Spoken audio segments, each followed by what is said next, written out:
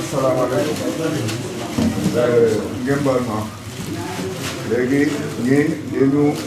def sarax pour ñu ñaanal Sénégal ñu nekk fii ci Sénégal yëpp ak Guinée lu dëkk fii yëpp Sénégal ak Guinée benn la tey bu ñu gisee lii gis lu xew ki dëkk bi loolu moo tax yëpp daje fi tey pour ñu ñaanal dëkk bi yàlla ñu am jàmm ci dëkk bi borom dëkk bi tam na am jàmm haray ko ɓanni en ɗo hannde o yaafoto o tortoɗen Allah ko yo Allah hokku Sénégal jam hokka ɓiɓɓe Sénégal jam hokkidañe ɓe arɗen ka mumɓe e ka wonɓen ka mumɓe hokkidañe jam haray ko ɗum moɓiɗiɗen ɗo hannde joni noon voilà kaji ɗi pomme orange tew e kala ko ñaamete ko wiyete tororte Allah ko ɗum woni ko adda ɗo hannde ko yo fof anndu ɗum ɗo ko toriɗen Allah ko yo Allah hokku Sénégal jam hokkiɗen e Sénégal jam ko ɗo wonɗen ko ɗo marɗen ko ɗo wonɗen heɓude donc haray ko min noon woni secrétaire à l'organisation mbiɗo mari noon membre ɓe hooreɓe kono ɓayɓe ka nder quoi haray en taw enen ɗo e wakkiɗo ɗum ɗo waɗane jama fi Allah hooti annabijo en toriki Allah en fattiki Allah ɗaɓɓete Sénégal e jam yo Allah hokku en toriki Allah en fattiki Allah yo Allah hokku en jam e nder Sénégal hokka Sénégal jam Sénégal so heɓi jam Guinée heɓi jam si Sénégal heɓi jam Afrique fof heɓi jam jërëjëf ñu ngi sant ñëpp gërëm ñëpp sant suñu président de l'organisation bi ak président moyen Guinée bi ak président moom conseil bi ñoom ñoo xalaat li rafet bu nii ba egg suñu kilifa yi ba egg suñu kilifa diine si réew mi fii ñëpp rafetlu ko kon lii nii jàmm la ñu ngi koy sant moom président l'organisation bi jàmmalal Souleymane Commissaire président Wuri Taléré donc ñoom yëpp ñu ngi leen di ziar kontaan si ñoom ñu ngi seen kaddu fu ñu yëpp jëmale rek fa la ñu jëm ndax seen yoon mosul bon kon ñoom suñu kilifa diine imam bi grand sérieux de Dakar ñoom yëpp ñu ngi leen di ziar di leen xamal ne ñu ngi denkaal suñu bopp denkaal suñu kilifa yi si ñoom te loolu moo ñu tax a dajale fii looloo tax nag président jàmmalal yëkkati liggéey bi daan teg si loxo membre yi nii mooy président l'organisation bi kon ñu ngi si digal am ñu ngi toog fii si jàkka bi def liggéey bi ñu ne itam nekk si daara bi di ñuy wàcce kaamil bi kon ñu ngi ziar ñëpp.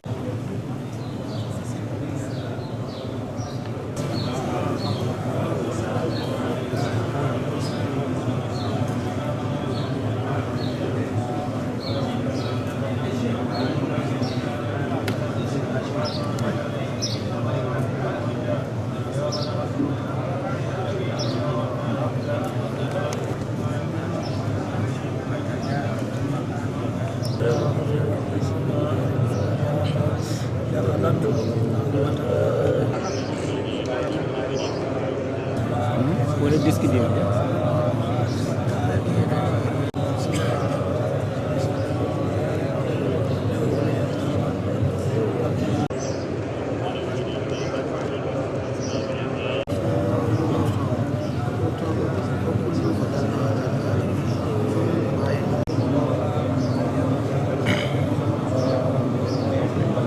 Kamera.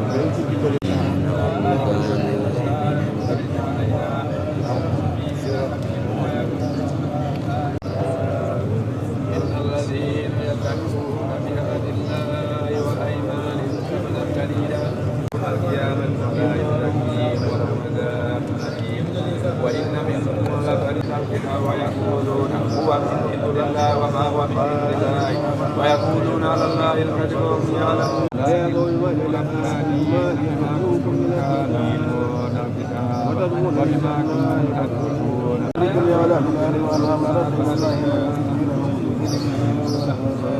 إلا عليها هو وفيها يوم الدين سأرض وآل فرعون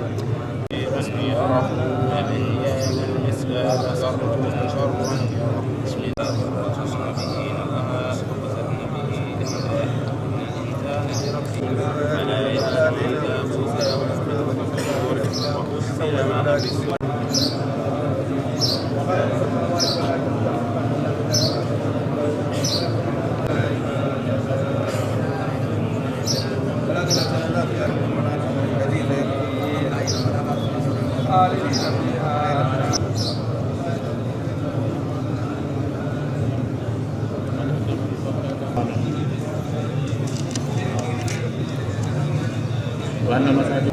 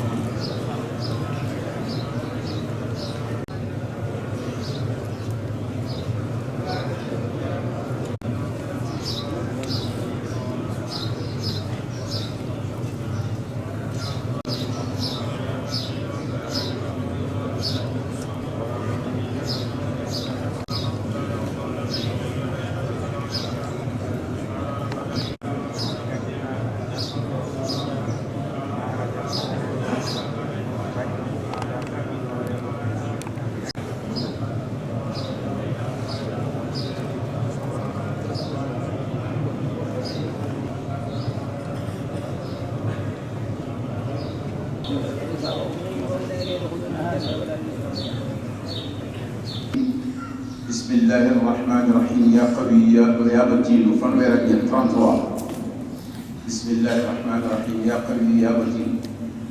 abi cappanta te tati ya hayyu ya matin ya qawiyu ya matin abi cappanta te tati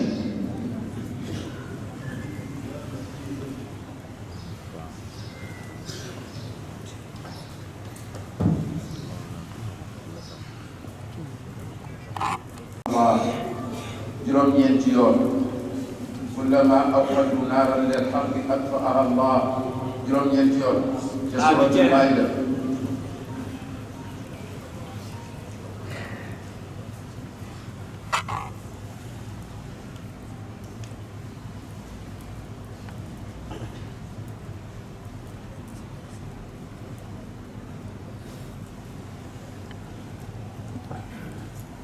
aslu salaati allahumma salli ala sayyidina muhammadin wa sallim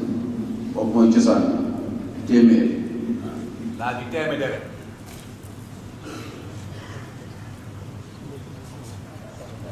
kon salaatul faatihi moo gën salaatul lan la ñuy def salaat adda bi wala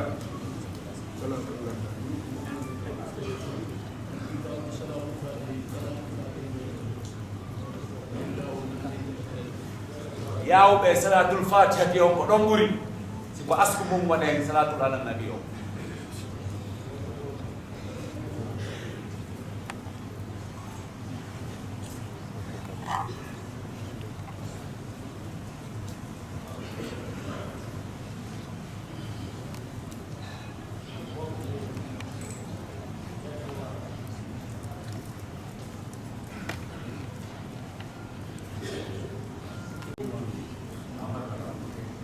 waaw xam ngeen alquran dañ fi jàng waxi yàlla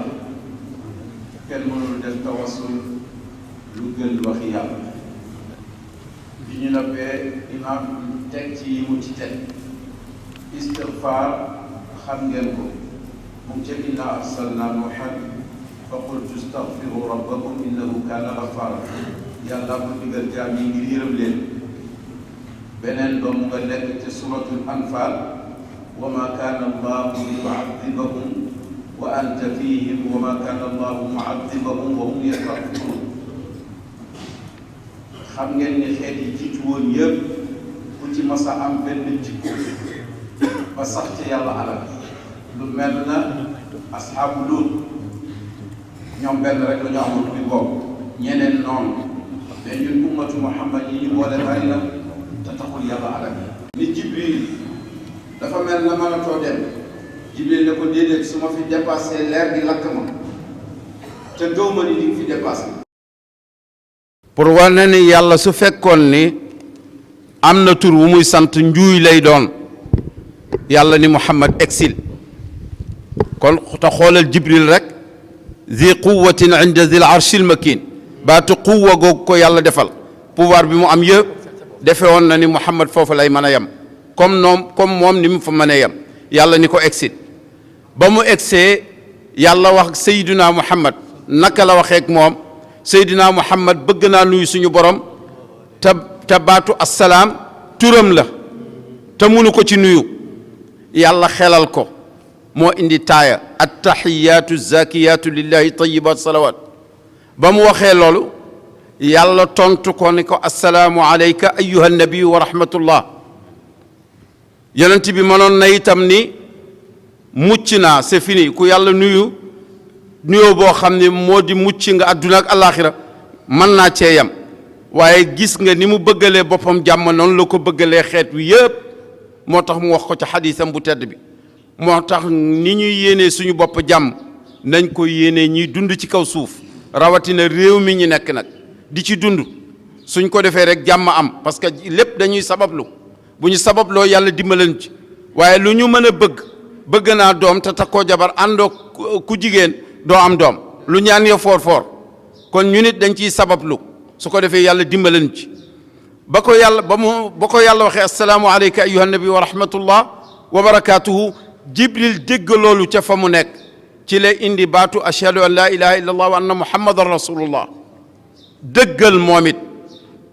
pour wane ni baati seede yi lu am doole la ci lislaam moo tax kuy tuub di dugg ci lislaam foog baati seede yi yonent bi it wax na nañ koy beesal fu ñu toll ba mu déggee loolu wax ko ca la yàlla wàcce décret nag salaatu ala nabi ni inna allaha wa malaikatahu yusalluna ala nabi kon gis ngeen ni bi ñu laata julli sax salaatu ala nabi moo ko jiitu kon lu foor la lu am doole liñ fi def yëpp ci alquran ak sunna la génn ko te ku def li la yàlla sant yàlla moo lay garantil boppam ku ko fi bàyyi yàlla seetaan la kon yàlla dañuy wax ni yàlla ful jataay bii yàlla na yàlla nangu lépp luñ fi def te ful ko defal ko jullit ñi ci àdduna bi yëpp xaasatan réew mi ñuy dund muy Sénégal liñ ciy ragal muy fitna yàlla na ko yàlla fayal boppam te ñu fekkee te tal ci barke alquran or may sayiduna muhammad sallallahu alayhi wa sallam kon ñu jox Cerno imam Sall mu def xatmu bi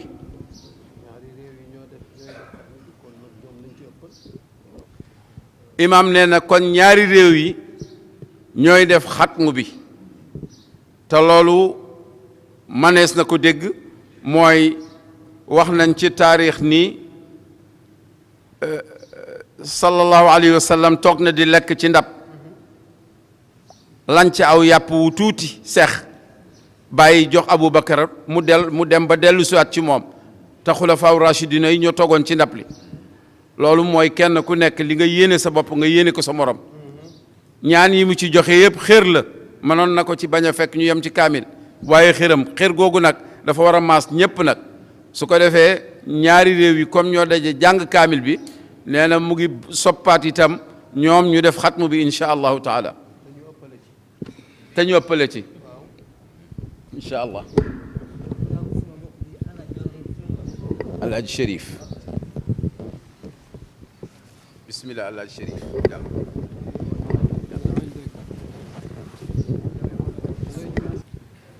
أعوذ بالله من الشيطان الرجيم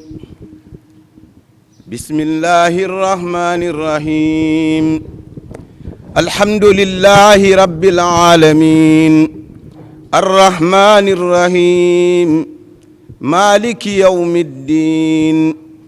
إياك نعبد وإياك نستعين اهدنا الصراط المستقيم صراط الذين أنعمت عليهم غير المغضوب عليهم ولا الضالين آمين بسم الله الرحمن الرحيم ألف لام ميم ذلك الكتاب لا ريب فيه هدى للمتقين الذين يؤمنون بالغيب ويقيمون الصلاة ومما رزقناهم ينفقون والذين يؤمنون بما أنزل إليك وما أنزل من قبلك وبالآخرة هم يوقنون أولئك على هدى من ربهم وأولئك هم المفلحون بسم الله الرحمن الرحيم قل هو الله أحد الله الصمد لم يلد ولم يولد ولم يكن له كفوا أحد بسم الله الرحمن الرحيم قل أعوذ برب الفلق من شر ما خلق ومن شر غاسق إذا وقب ومن شر النفاثات في العقد ومن شر حاسد إذا حسد صدق الله مولانا العظيم وبلغ رسوله الكريم ونحن على ما قال ربنا وخالقنا ورازقنا ومولانا من الشاهدين اللهم ربنا تقبل منا ختم القرآن إنا بلقائك يا ديان استجب دعاءنا بحق التوراة والإنجيل والزبور إنا بلقائك يا ديان استجب دعاءنا بحق التوراة والإنجيل والزبور يا ما سألناك به في السر والإعلان وزدنا من فضلك الواسع بجودك وكرمك يا رحيم يا رب يا ما سألناك به في السر والإعلان وزدنا من فضلك الواسع بجودك وكرمك يا رحيم يا رحمن يا ارحم اللهم انفعنا وانفعنا يا ارحم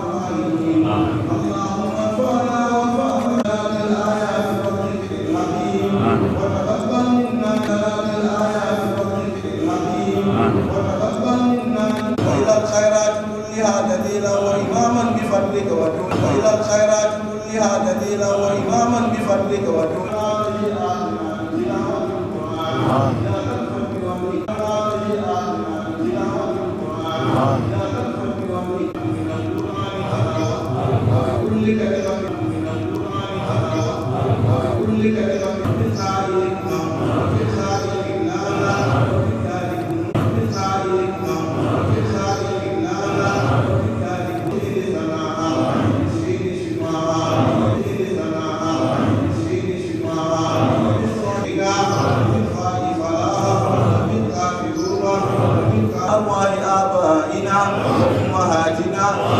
وإخواننا وأصدقائنا وأساتذتنا ومشايخنا خاصة وإلى أرواح جميع المؤمنين والمؤمنات والمسلمين والمسلمات الأحياء منهم والأموات أجمعين عامة وإلى جميع أصحاب الخيرات من المؤمنين والمؤمنات اللهم انصر من نصر الدين اللهم انصر من نصر الدين واخذل من خذل المسلمين برحمتك يا أرحم الراحمين اللهم اغفر موتانا وموتى المسلمين الذين شهدوا لك بالوحدانية ولنبيك بالرسالة وماتوا على ذلك اللهم اغفر لهم وارحمهم وعافهم واعف عنهم وأكرم نزلهم ووسع مدخلهم واغسلهم بالماء والثلج والبرد ونقهم من الذنوب والخطايا كما ينقى الثوب الأبيض من الدنس وأبدلهم دارا خيرا من دارهم وأهلا خيرا من أهلهم وأدخلهم الجنة وأعذهم من عذاب القبر ومن عذاب النار اللهم اغفر لحينا وميتنا وصغيرنا وكبيرنا وذكرنا وانثانا وشاهدنا وغائبنا اللهم من أحييته منا فأحيه على الإسلام ومن توفيته منا فتوفه على الإيمان اللهم لا تحرمنا أجرهم ولا تضلنا بعدهم برحمتك يا أرحم الراحمين اللهم بعلمك الغيب وقدرتك على أحينا ما علمت الحياة خيرا لنا وتوفنا إذا علمت الوفاة خيرا لنا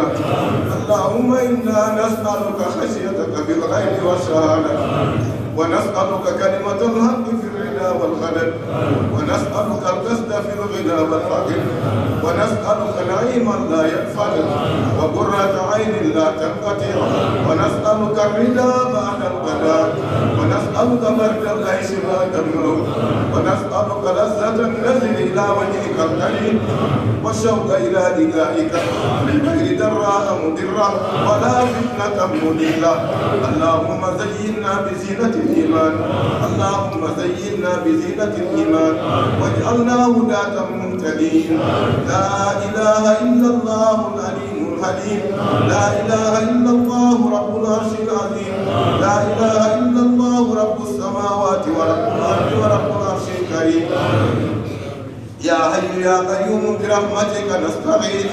اللهم رحمتك نرجو فلا تكلنا إلى أنفسنا طرفة عين وأصلح لنا شأننا كله اللهم زدنا ولا تنقصنا واكرمنا ولا تهنا وآتنا ولا تحرمنا وآثرنا ولا تؤثر علينا اللهم إنا على ذكرك وشكرك وحسن عبادتك اللهم أحسن عاقبتنا في الأمور كلها واجرنا من خزي الدنيا وعذاب الآخرة اللهم اقسم لنا من خشيتك ما تقول به بيننا وبين معصيتك ومن طاعتك ما تبلغنا بها جنتك ومن اليقين ما تهون به علينا مصائب الدنيا ومتعنا اللهم بأسمائنا وأبصارنا وقوتنا ما أحييتنا واجعله الوارث منا واجعل ثارنا على من ظلمنا وانصرنا على من آذانا ولا تجعل مصيبتنا في ديننا ولا تجعل الدنيا أكبر همنا ولا مبلغ علمنا ولا تسلط علينا بذنوبنا الله يخافك فينا ولا يرحمنا اللهم لا تدع لنا في مقامنا هذا ذنبا إلا غفرته ولا هما إلا فرجته ولا دينا إلا قضيته ولا مريدا إلا شفيته ولا حاجة من هوائج الدنيا والآخرة هي لك رضا ولنا فيها صلاة إلا قضيتها ويسرتها برحمتك يا أرحم الراحمين برحمتك يا أرحم الراحمين الحمد لله اللهم ربنا لك الحمد بما خلقتنا ورزقتنا وهديتنا وعلمتنا وأنقذتنا وفرجت عنا لك الحمد بالإيمان ولك الحمد بالإسلام ولك الحمد بالقرآن ولك الحمد بالأهل والمال والمعافاة كبرت عدونا وبسطت رزقنا وأزهرت أمننا وجمعت فرقتنا وأحسنت معافاتنا ومن كل ما سألناك ربنا آتيتنا ومن كل ما سألناك ربنا آتيتنا فلك الحمد على ذلك حمدا كثيرا ولك الحمد على ذلك حمدا كثيرا برحمتك يا الله يا رحمن يا رحيم يا ملك يا قدوس يا سلام يا مؤمن يا مهيمن يا عزيز يا جبار يا متكبر يا خالق يا بارئ يا مصور يا غفار يا قهار يا وهاب يا رزاق يا فتاح يا عليم يا قابض يا باسط يا خافض يا رافع يا معز يا مذل يا سميع يا بصير يا حكم يا عدل يا لطيف يا خبير يا حليم يا عظيم يا غفور يا شكور يا علي يا كبير يا حفيظ يا مقيت يا حسيب يا جليل يا كريم يا رقيب يا مجيب يا واسع يا حكيم يا ودود يا مجيد يا بائس يا شهيد يا حق يا وكيل يا قوي يا متين يا ولي يا حميد يا موسي يا مبدئ يا معيد يا مهي يا مميت يا حي يا قيوم يا واجد يا ماجد يا واحد يا صمد يا قادر يا مقتدر يا مقدم يا مؤخر يا أول يا آخر يا ظاهر يا باطن يا والي يا متعالي يا بر يا تواب يا منتقم يا عفو يا رؤوف يا مالك الملك يا ذا الجلال والإكرام يا مبسط يا جامع يا غني يا مغني يا مانع يا نافع يا نور يا هادي يا بديع يا باقي يا وارث يا رشيد يا صبور برحمتك نستغيث فارحمنا اللهم اجعل اجتماعنا هذا اجتماعا مرحوما واجعل تفرقه بعده تفرقا معصوما برحمتك يا أرحم الراحمين الحمد لله حمدا كثيرا طيبا مباركا فيه كما تحب ربنا وترضى حمدا لا ينقطع ولا يبيد ولا يفنى ملء سماواتك وملء أرضك وملء ما بينهما وملء ما شئت من شيء بعد عدد ما حمدك الحامدون وعدد ما غفل عن ذكرك الغافلون والصلاة والسلام على عبدك ورسولك محمد خاتم أنبيائك ورسولك من خلقك وأمينك على وحيك وعلى آله وصحبه أجمعين سبحان ربك رب العزة عما يصفون وسلام على المرسلين والحمد لله رب العالمين. صلاة الفاتحة.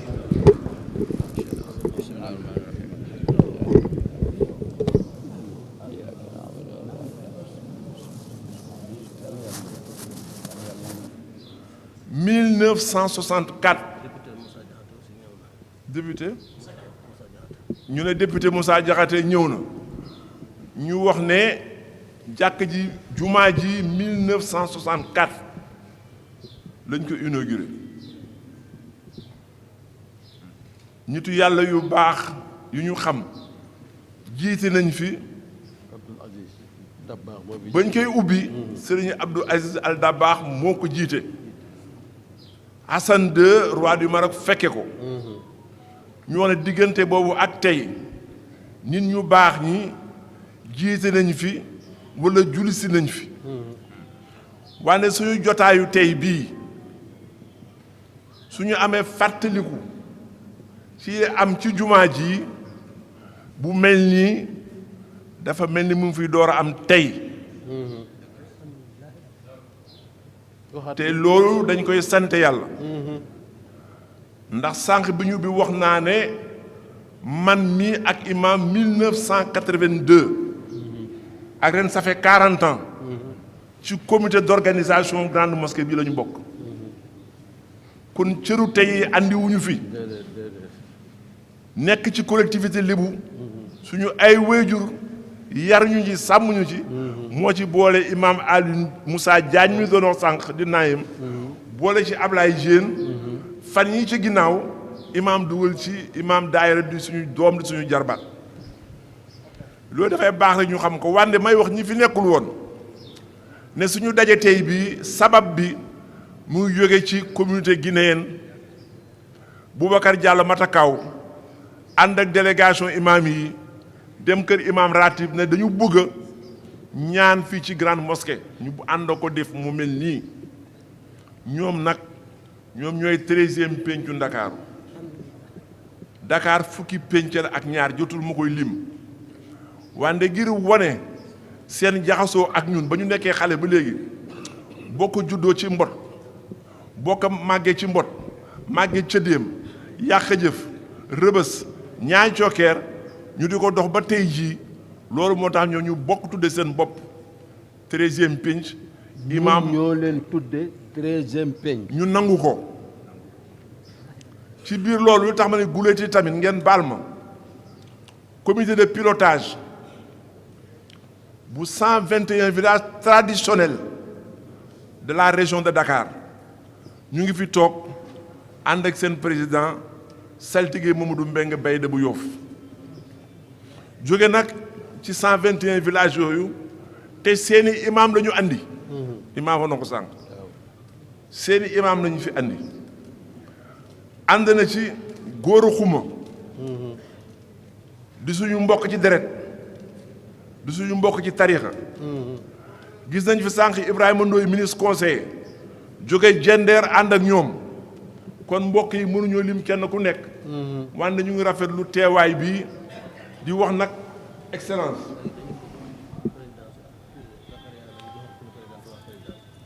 non dañu wax ne mënuñu lim délégation yi parce que ministre yi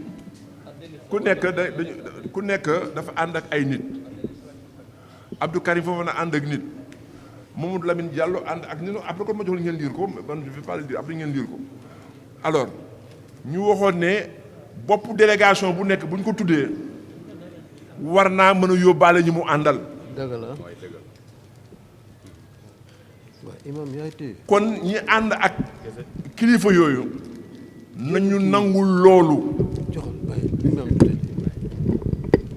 ñaan gu rëy gi fi ñaan di nga téye ay mit wax dëgg yàlla nañu ngeen may ñu loolu rek soo buggee nag après naa la jox mais léegi oui excellence regroupée autour de ses principaux notables et ses imams. Vous venez représenter, comme nous le savons et comme nous l'assumons depuis très longtemps, un pays frère, ami, auquel l'histoire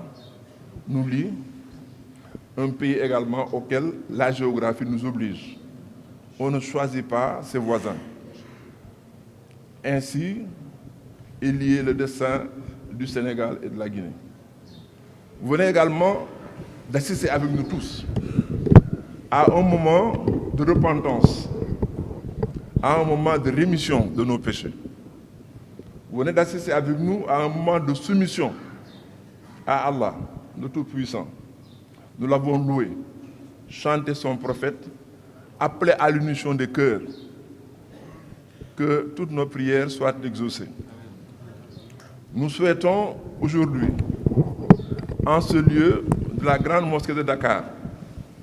saluer la communauté guinéenne qui a pris l'initiative de ce moment de ferveur, qui s'est impliquée et qui, comme par le passé, a toujours été présente aux côtés de la collectivité lébou. Je me rappelle, lorsque l'épidémie Ebola a éclaté et que la frontière devait être fermée, nous avions convoqué une très grande réunion au CICES pour rappeler les liens et amener le gouvernement en présence de Eva Maricol, à l'époque ministre de la Santé, à faire en sorte que la mobilité soit assurée entre nos pays. Par la suite, à toutes les grandes occasions de manifestations religieuses, cette communauté a été présente avec nous. Qu'il s'agisse des moments de sacrifice de la collectivité de Dakar, appelé communément Sarhoun Dakar, qu'il s'agisse des priorités à l'occasion du Ramadan. C'est ici, en ce lieu, que la communauté guinéenne vient célébrer la sainte nuit de l'Aïd al-Qadr. Donc tout nous lie. Donc lorsque par extraordinaire certains incidents arrivent, il faut que nous ayons la lucidité, la sérénité de comprendre que ce sont des incidents qui n'ont aucune attache nationaliste ou ethnique. Nous sommes ici, au Sénégal, dans un pays où, comme le disait mon maître Alassane Ndiaye Alou, nous avons le cœur suffisamment large pour abriter deux amours sans que l'une ne nuise à l'autre. Voilà, Excellence, je vous donne la parole. Je vous remercie. Remercier le gouvernement sénégalais et le peuple sénégalais pour l'accueil légendaire accordé à la communauté guinéenne à Dakar et au Sénégal. Rappeler aux Guinéens qui vivent au Sénégal, comme vous l'avez dit, effectivement, nous sommes les mêmes peuples. Il y a la fraternité, mais nous devons quand même rappeler à nos compatriotes que nous avons le devoir de respecter les lois et les règlements du pays d'accueil. S'il en est ainsi, je voudrais saluer les Guinéens pour ce comportement civique, puisque chacun des Guinéens au Sénégal est un ambassadeur détaché de la Guinée auprès du peuple sénégalais. Je voudrais également m'associer à vous pour rendre grâce à la mémoire de tous nos disparus, Les plus récents, c'est ceux liés à l'accident, aux 2 accidents qui ont meurtri le peuple sénégalais dernièrement, deuil auquel s'associe le peuple de Guinée, tout naturellement. Je voudrais enfin rassurer le gouvernement sénégalais et le peuple sénégalais de l'entier attachement de la Guinée à cette solidarité, à cette fraternité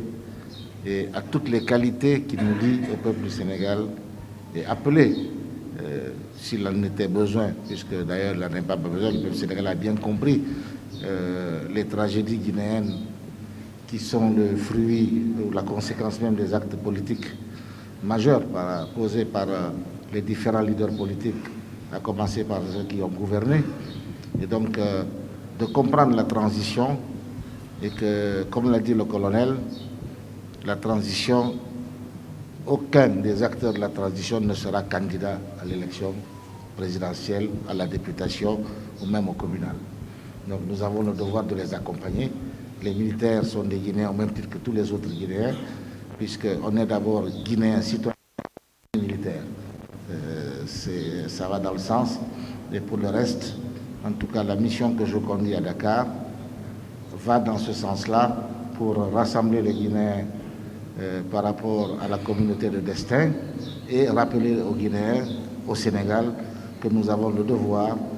de respecter les lois et règlements du pays d'accueil. Si tel est le cas, nous mériterons de la confiance et de l'accueil des Sénégalais. Comme l'a dit Serigne, à cœur ouvert, ils nous recevront chez eux. Je vous remercie. suñu sang bi jógee ci waawan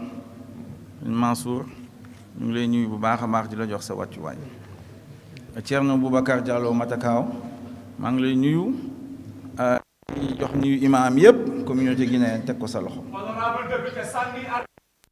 Thierno Boubacar Matakaaw e moko baaɓe diina seeni ɓen fof. Di nuyu grand Serigne de Dakar. ide hiwro grand Serigne Abdoulaye Makhtar Diop ko mawni. muy suñu mag. ko kanko woni potirawo maɓɓe o. xarit. maɓɓe. yan yo Allah ɓeydu duuɓi makko. mu di ñu yee. himo findinaɓe kanko miñiraɓe ma. di ñu tette. himo wattaɓe hoore laawol. maa ngi nuyu Lance ambassadeur de la Guinée. himo hiwro de Guinée. di nuyu ngeen jéggal ma Moussa Diakhaté honorable Moussa Diakhaté. himo hiwro honorable député Moussa Diakhaté. di nuyu les ministres. ɓe hiwro ministre ɓe seeniɓe ɗo ɓen fof. Abdou Karim Fofana. Abdoulaye Fofana. Abdou Karim Fofana. di ko nuyu bu baax. mo hiwro ministre Abdou Karim Fofana moƴƴa. dafa xam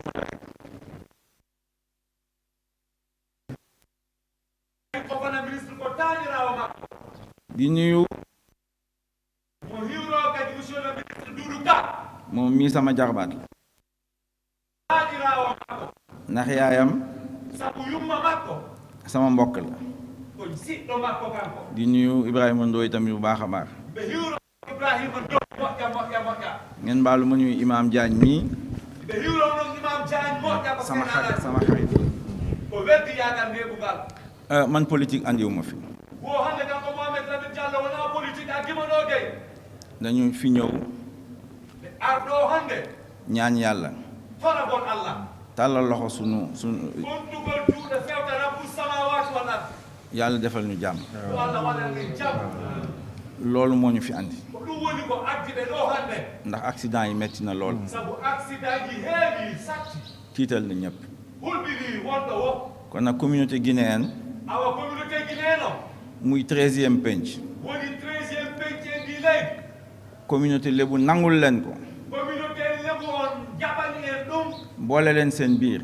tawni en e maɓɓe. jël initiative. leddi initiative. fii ci Ndakaaru. e nder Dakar ɗo. wàccee kaamil. jippingol kaamil. ñaan yàlla. toro Allah. ci barke. e barke. at uni. at uni astajib lakum. naam. ci barke boobu. ci barke boobu. yàlla. Allah. defal ñu jàmm. wala ne jam xayran afiyatan. musal ñi ci musiba yu ñu ragal ñëpp. e ɗi almalawuji wonɗe fettude fof. ñu ngi ñaan yàlla. en tori Allah yàlla defal ñu jàmm. Allah waɗanen jam. defal jàmm la Guinée. Nde waɗa jam e la Guinée quand même. Grand Serigne de Dakar. Grand Serigne de Dakar. jox nañu fi cours. jonniɗo jangande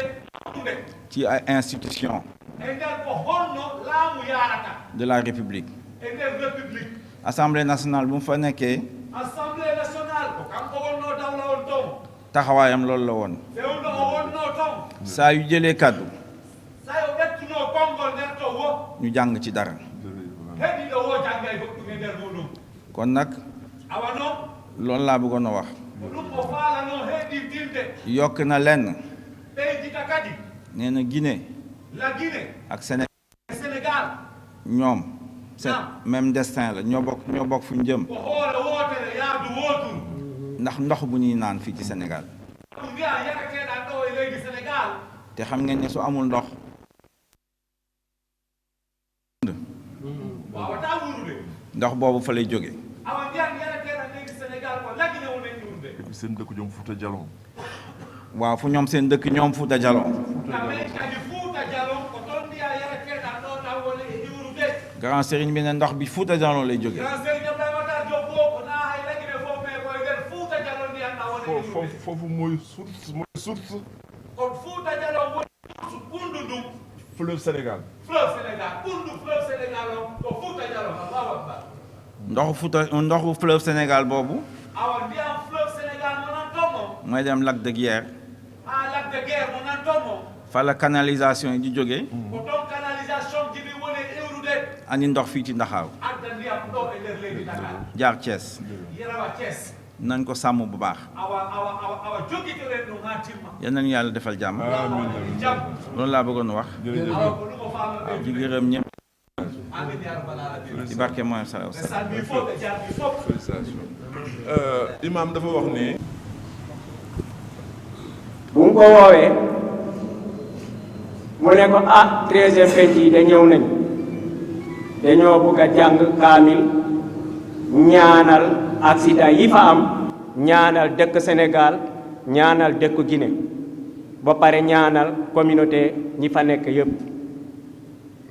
ci loolu lañ ci dox yàlla def lii am vraiment maa ngi sant yàlla ndax bu ma gisee kilifa yu toll nii daje bu borob bu mag bu mel nii pour jaamu yàlla pour ñaan yàlla may ñu jàmm ci ñaari dëkk yi loolu lu rëy la ba pare ñaan ñi nga xam ne wàccee nañu liggéey ci accident bi yàlla na leen yàlla xare aljanna ba pare ñi nga xam ne ñu tedd ci hôpital yi yàlla génnee leen ci jàmm loolu lu sant yàlla la vraiment kontaan naa ci bu baax a baax ba pare damay wax grand sëriñ am na lu mu waxoon fii y a 5 ans dafa wax ne que na ñaari communauté yi jaxasoo ñu mayante ñu seyante ndax ñëpp ñu mën a ànd mu gën a rafet loolu yaakaar naa idée bu mag la lu war a am la suñu diggante parce que léegi dugalante nañ ba nga xam ne que alhamdulillah ñu ngi sant yàlla incha allah yàlla nañ ko yàlla defal mu gën a bari ba pare jotaay bi nii man dama ñaan chaque année ñu def ko ndax buñ koy def yaakaar naa dina jur lu bari ci loo xam ne dina am njëriñ ci ñaari dëkk yi surtout buñ ko doon def ñaari jour samedi bi ñu def culture parce que man culture def ma neex man ci wàllu culture laay yëngu buñ ko daan def ci wàllu culture nga xam ne dinañu woon ne suñu culture ñun communauté guinéenne ak communauté lébu ci ëllëg si ñu def ñaan bu mel nii yaakaar naa dina gën a rafet dina gën a baax ba pare aussi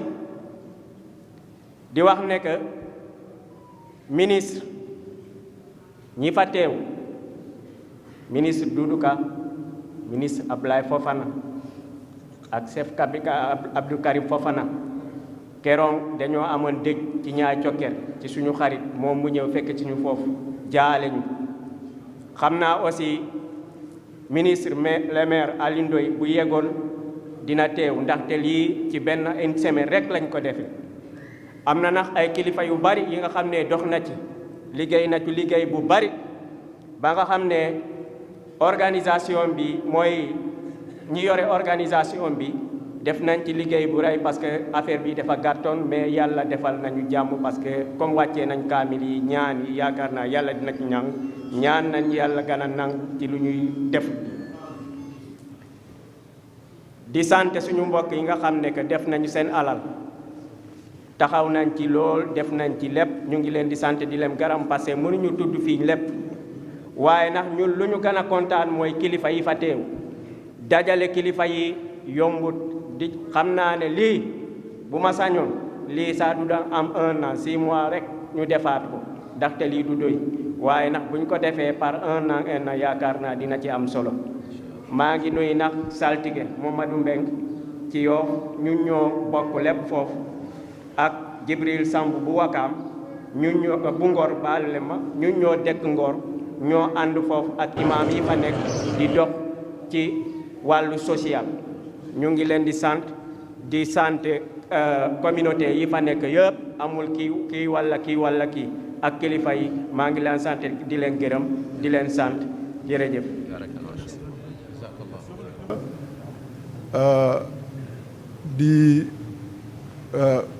di nuyu kilifa ministre sama collègue yu fi toog man suñu kaddu comme mooy le porte-parole du gouvernement moo ko yor mais dama mënoon a bañ a def benn seede rek su ma fi fekkee sama ay mbokk loolu moo tax ma jël kaddu joxe seede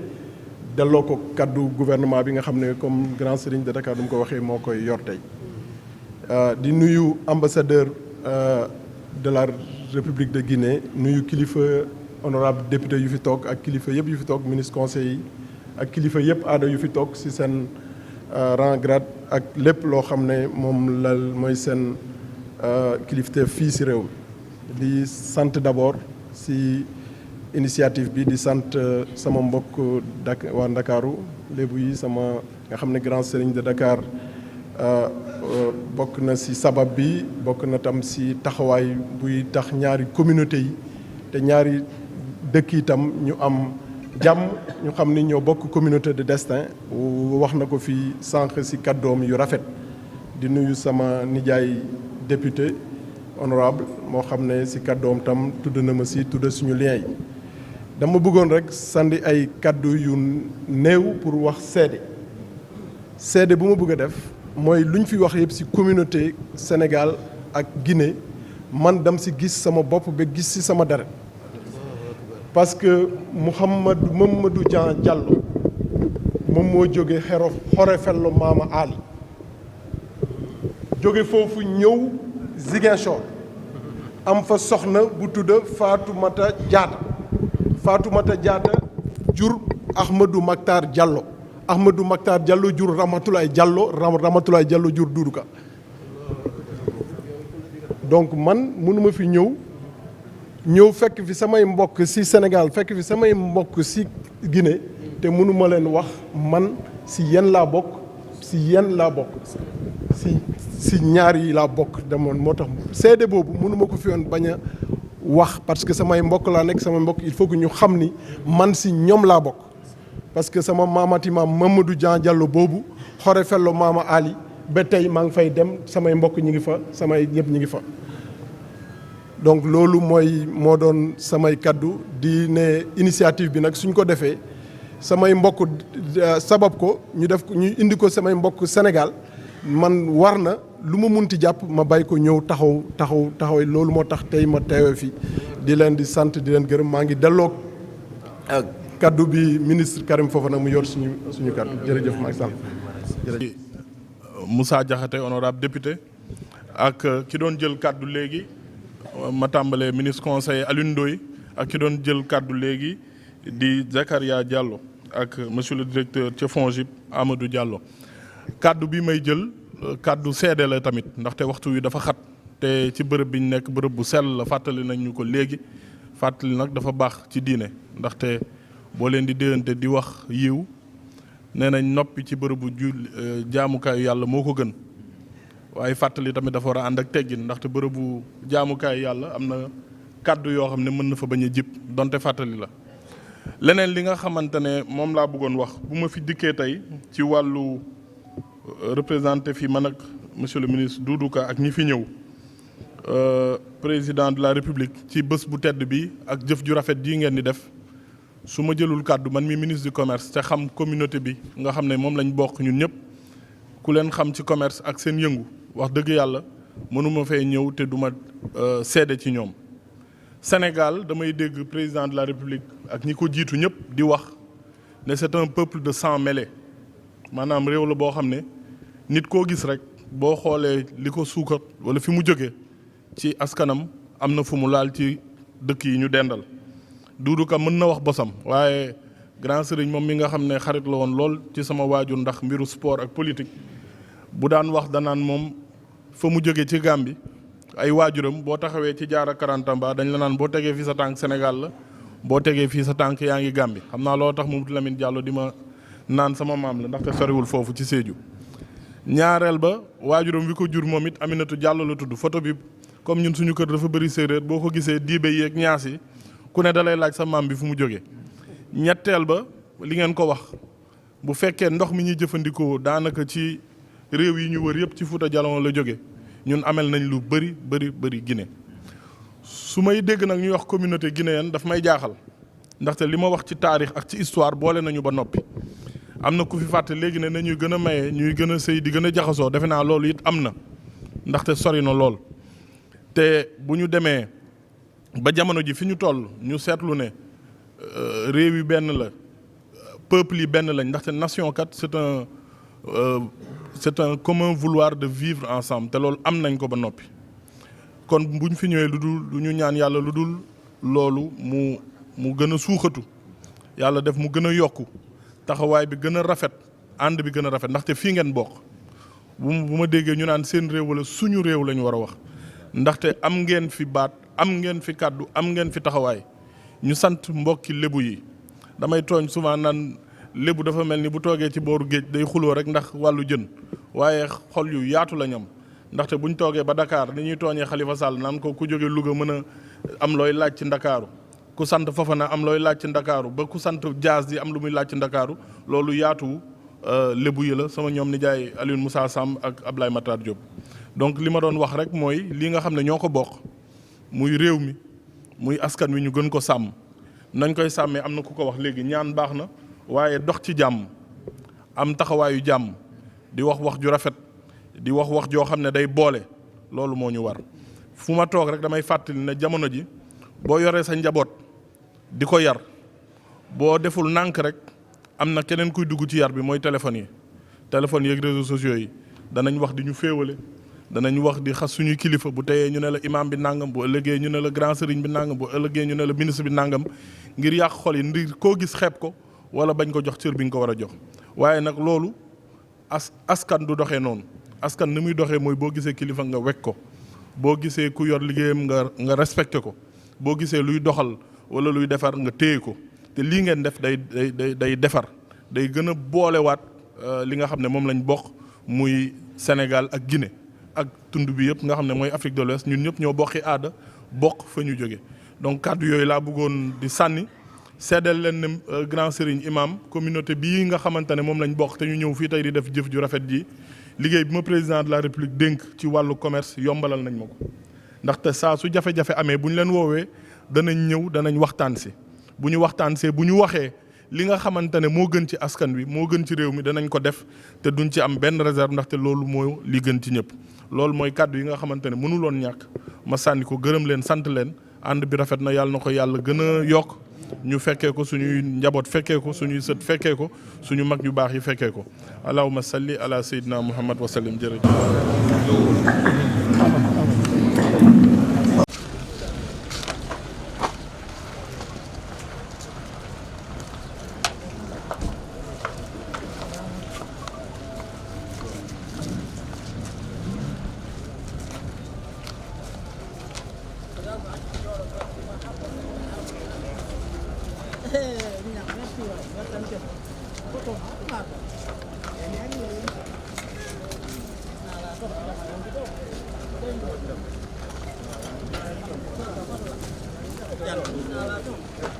Gracias.